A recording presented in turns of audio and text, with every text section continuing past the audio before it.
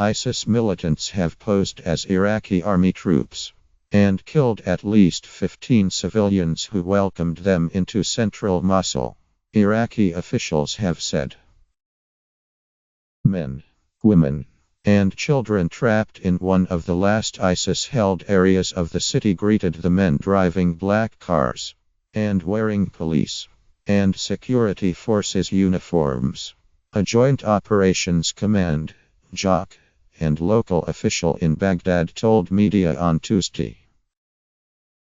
After tricking residents into showing their support, encouraging singing and chanting, the disguised ISIS fighters then shot them.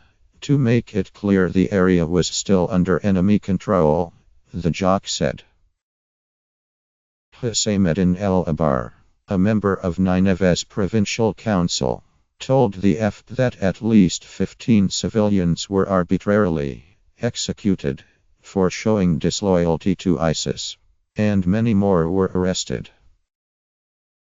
ISIS is clinging on to a tiny fraction of Mosul, once home to 1.5 million people, after a grueling street-by-street US-backed campaign to clear militants from the city which began October last year.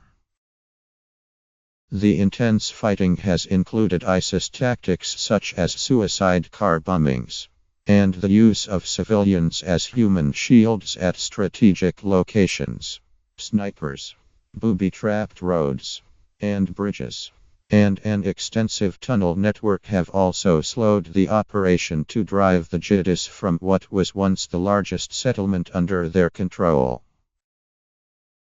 Thousands of Iraqi troops and civilians have died in the battle. US-led coalition bombing campaigns have also been blamed for civilian deaths. ISIS, brutal methods of keeping civilian populations under its control such as drownings, shootings, and beheadings. Minor infractions of its strict interpretation of Sharia law reportedly intensified as the struggle control of Mosul began. Residents fleeing the brutality have reported incidences where ISIS fighters pose as Iraqi security forces in order to trick civilians into showing their support on several other occasions.